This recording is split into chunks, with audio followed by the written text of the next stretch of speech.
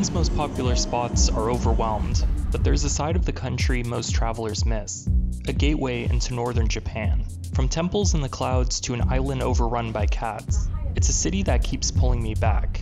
Just an hour and a half north of Tokyo, Sendai is the largest city in the Tohoku region, home to over 1 million people. Yet, despite its size and convenience, it's often overlooked. At first glance, it might seem like just another city, but spend some time here and you'll discover so much more. Sendai isn't just a destination, it's the perfect base for exploring northern Japan's hidden gems. We'll start right here in Sendai, tracking down the best local food, uncovering its rich history, and taking you on unforgettable day trips, proving why Sendai deserves a spot on your itinerary. But before we dive into these adventures, first things first, the food.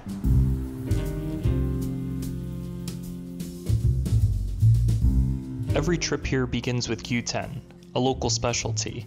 Thinly sliced beef tongue, grilled to perfection, delivering a smoky, tender bite with a rich, unmistakable flavor. Paired with steamed rice and a comforting bowl of soup, it's the perfect balance of taste and texture. In Japan, it's believed the number 3 symbolizes harmony and completeness, and if you ask me, this dish embodies that beautifully. Gyuten is loved by both locals and visitors. I've even gone as far as waiting inside a stairwell for a spot. But with so many places serving this specialty, you won't have to wait long or leave unsatisfied. And if gyuten still isn't your thing, Sendai has plenty more to offer. On the 8th floor of a downtown building, there's a yakiniku spot that serves some of the finest wagyu beef Tohoku has to offer, known for its exceptional quality, and after one bite, you'll understand why. As the night winds down, there's only one place left to go, Kokobuncho, the city's nightlife district. For those late night cravings, nothing beats ramen. I watch as the master and apprentice craft the perfect bowl, and just moments after ordering, it's promptly served. But before diving in, I take a moment to admire it. It deserves that respect. Ramen has a way of bringing people together. Salarymen finishing up work, partygoers winding down, and travelers like me just passing through. Sendai's a big city, but it's got a small town warmth to it, bringing us together, if only for a brief moment in time. Now that we're refueled, it's time we stretch our legs and step into Sendai's rich history. A great place to start is the Sendai Castle ruins, just across the Hirose River. Perched on a hillside overlooking the city, the ruins are all that remain of a once magnificent fortress, much of which was lost to war and natural disasters.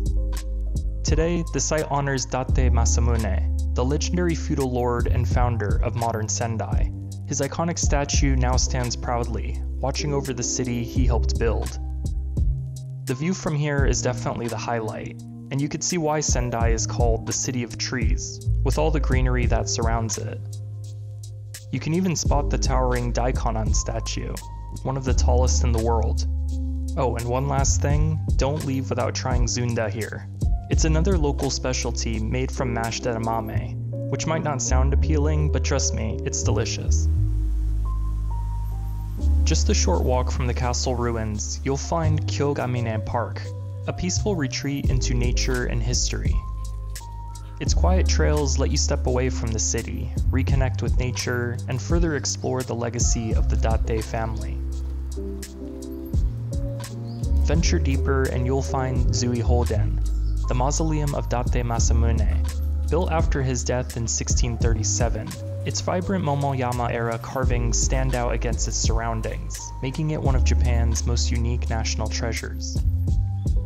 I enjoyed wandering through the park, uncovering its hidden gems, and immersing myself in its rich history. Each site has a story to tell, deepening my connection to the city's past. As I moved further into the park, the quiet rustling of leaves was the only sound, drawing me into a peaceful trance, a stillness that made me feel present in the moment and recharged before heading back to the city. Now that we've gotten a feel for the city, it's time we explore beyond it. From here on out, Sendai Station is the gateway for the adventures ahead. We'll visit 5 unforgettable places, starting with the closest one. Just 30 minutes away, Matsushima Bay is one of Japan's 3 views, considered one of the most scenic spots in the country. From the Shiogama ferry terminal, you can hop on a ferry every hour for a scenic ride through the bay. I took the Basho cruise that follows the same route that once inspired Japan's most famous haiku poet, Matsuo Basho. A place so beautiful he could only repeat the words Matsushima ya, Matsushima ya. And you'll quickly see why words just aren't enough.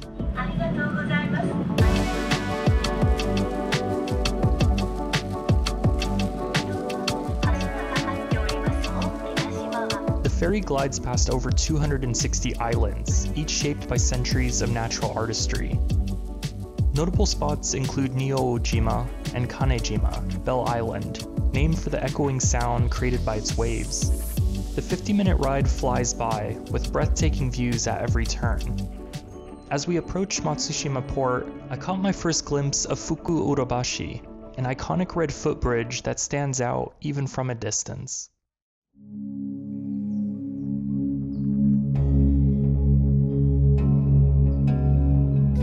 At 252 meters long, the Fukuura Bridge elegantly stretches across the water, connecting you to an island that feels like a natural sanctuary. Home to over 300 species of flowers, plants, and trees, it's easy to lose yourself in its nature. Winding trails pull you away from the crowds, leading to quiet, intimate spaces.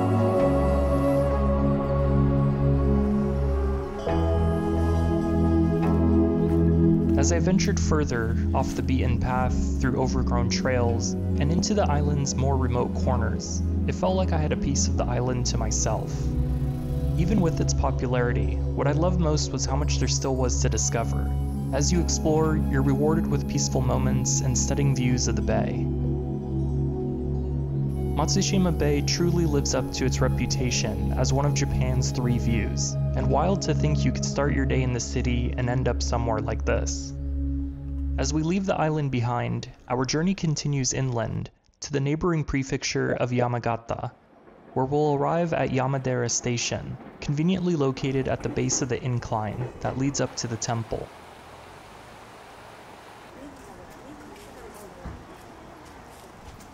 Our journey begins at a torii gate, marking the start of the climb, but these first set of stairs are just a warm-up that lead up to the Konponchido Temple, founded in the year 860 to promote Buddhism in the region, and apparently it's believed to be the oldest beechwood building in Japan.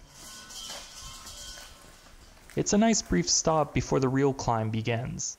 1,015 stone steps that wind through forests and weathered ancient monuments. The path is not just a physical ascent, but a spiritual one. Every step a journey of purification. The climb is no easy feat, but that's what makes reaching the summit unforgettable.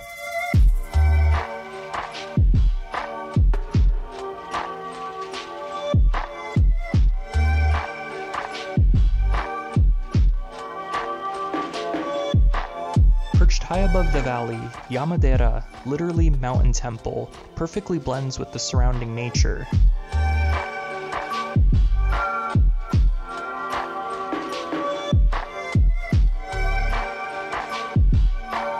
It's here that I learned the word keshiki, meaning landscape or scenery. And upon reaching the top, every Japanese visitor would have the same reaction, saying, "Ii keshiki desu ne." What a beautiful view. If you're looking for an experience that stays with you long after you've left, Yamadera is certainly one you won't forget. Every step is worth it. But our journey through northern Japan's stunning landscapes doesn't end here. For those drawn to nature's raw beauty, Naruko Valley is just the place. Tucked away in the northern Miyagi prefecture,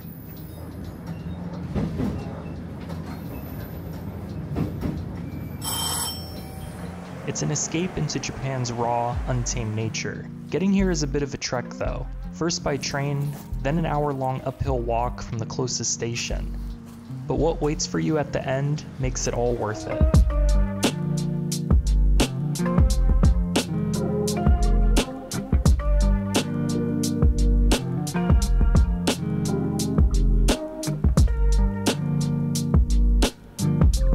Once you've taken in the views, there's a trail that leads down to the heart of the gorge. As you descend, the landscape starts to shift, and honestly, the views are just as stunning from below. It's definitely one of the most picturesque places I've ever been to. 20-minute walk down is peaceful. with the soft sound of the stream growing louder as you approach the valley floor. At the bottom, there's a small viewing platform that lets you take in the gorge's full grandeur.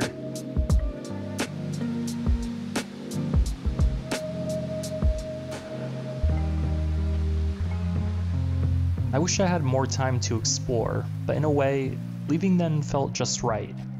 Because on my way back, I was treated to one last view of the valley, this time during golden hour. But we have one last train to catch, back to the coast towards our final stop of this trip, Cat Island.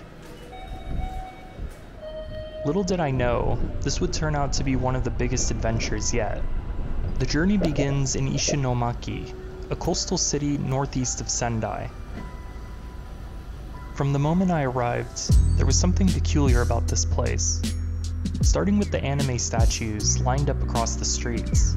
Turns out they honor the legacy of Shotaro Ishinomori, a legendary manga artist known for creating iconic series like Cyborg 009, Kamen Rider, and Super Sentai, which most of us know as Power Rangers.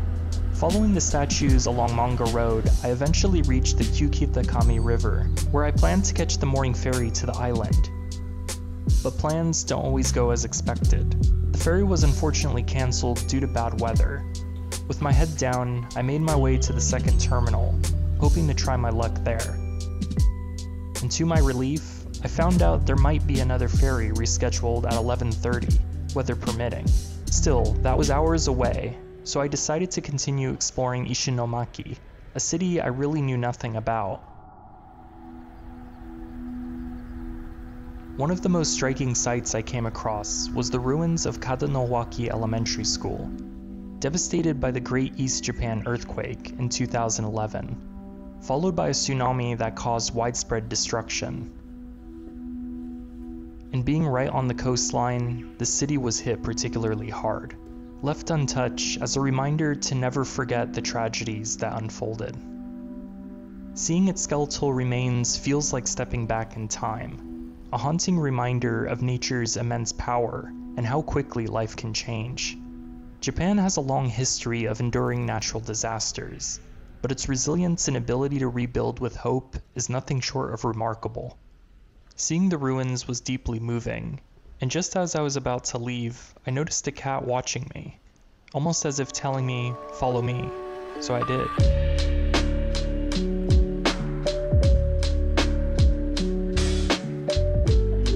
I followed the cat up to Kyōgamine Park, a hidden sanctuary with cherry blossoms lining the path. With each step, I could feel the energy shift, unsure of what I'd find at the top. The park's name, Weather Mountain, comes from its history as a lookout where sailors once checked the skies before setting sail. It also served as a refuge for the Great Tohoku earthquake, sheltering many, including students and teachers from Kadanowaki Elementary School. There's a Japanese saying, "Hana wa saku," flowers will bloom, a reminder that even after hardships, beauty in life can emerge, just like flowers bloom after a cold winter. What began as a day of setbacks and unexpected turns led me here, to this quiet, unforgettable moment. A poetic end to what already felt like a full day of adventure, but the story wasn't over yet. Back at the terminal, it was quiet, with no other passengers or ferry in sight. My hope quickly began to fade. Then, against all odds, there it was. The ferry had arrived, bound for Cat Island. The Mermaid 2 was finally ready to take us there.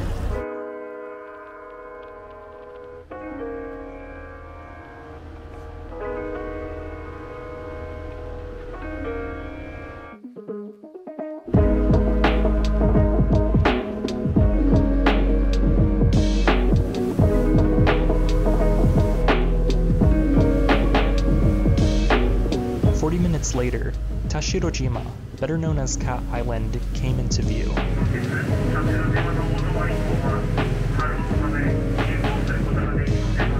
A remote island where hundreds of cats roam freely, said to outnumber humans 4-1. Lovingly cared for and even worshipped by the island's mostly elderly residents. The island was once known for farming silkworms to produce textiles. Cats were kept to protect the silkworms from pests, and ever since, one rule has remained unchanged: no dogs allowed.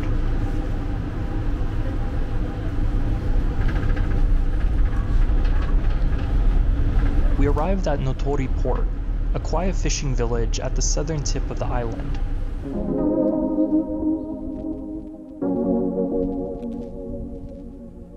Because of the delay, I only had a few hours before the last ferry back. At first, the island seemed empty, with no cats in sight. Then, one by one, they appeared. Some were curious, some indifferent, and others preferred keeping their distance.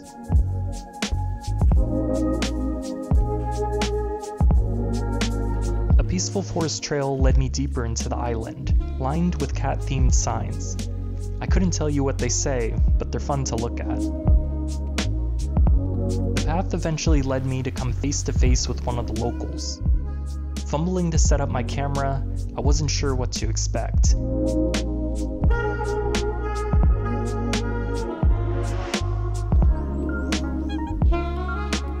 And just as I thought I'd captured an adorable moment, I went in for the pet, only to be rejected. Just like that, it strutted away, leaving me laughing at myself. Turns out, it just came from the island's rest shop that was nearby, a central meeting ground for both cats and human visitors. Here, you'll find the highest concentration of cats, regularly fed by the shopkeepers. I don't think I've ever seen so many in one place, and this wasn't even feeding time.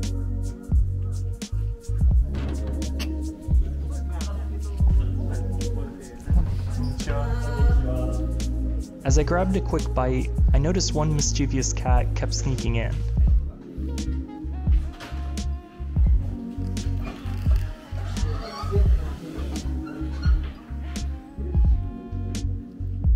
A regular occurrence, judging by that guilty face. Tashirojima has a special bond with its cats. Fishermen believe the cats brought good luck, often watching their behavior to predict the weather and the day's catch. At the center of the island, there's a small cat-sized shrine in their honor. I stopped by to pay my respects, hoping for a little luck myself, something I'd find sooner than expected. I returned to the dock a bit early, just to be sure I wouldn't be stranded here. Then, out of nowhere, a cat jumped onto my lap. I froze, awkwardly crouching in the middle of the road, careful not to disturb it.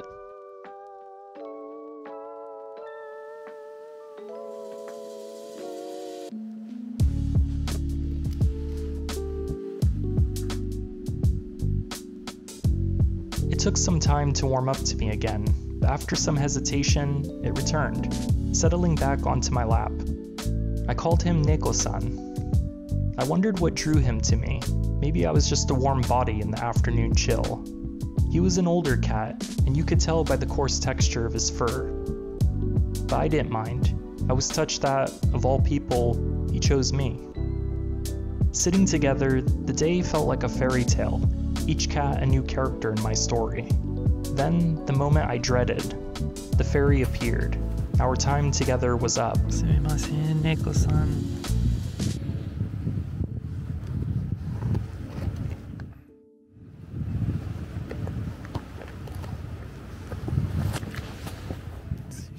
In just 30 minutes, I had somehow fallen in love and had my heart broken.